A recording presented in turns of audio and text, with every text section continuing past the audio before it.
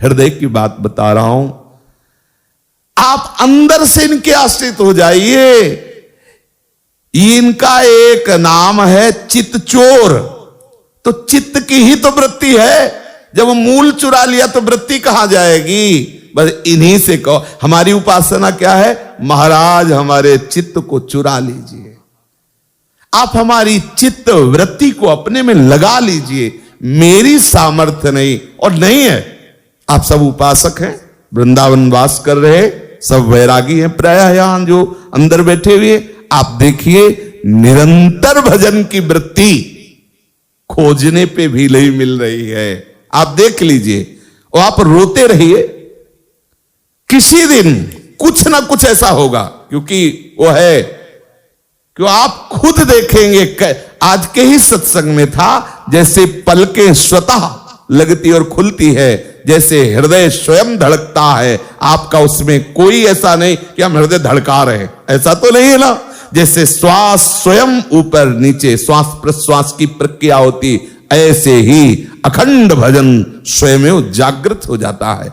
ओ इसीलिए कहते हैं कि साधन भी श्यामा श्याम है और साध्य भी श्यामा श्याम है। हम मांगे इनसे क्या? अखंड भजन मांगे।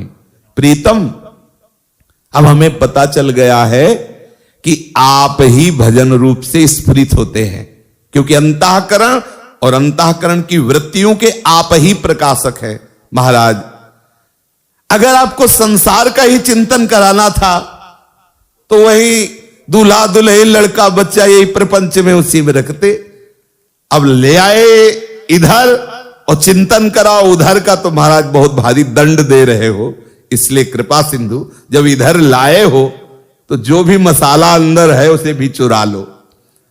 थक गए, सच्ची मालिए थक गए। साधक निराश हो जाता है, हताश हो जाता है, सोचता है क्या करें, इतना ये चंचल मन है। महावीर अर्जुन जी कह रहे कि इसको काबू करना बहुत ही कठिन है श्री कृष्ण, बहुत ही कठिन है। चंचल ही मना कृष्ण, बड़ा चंचल है।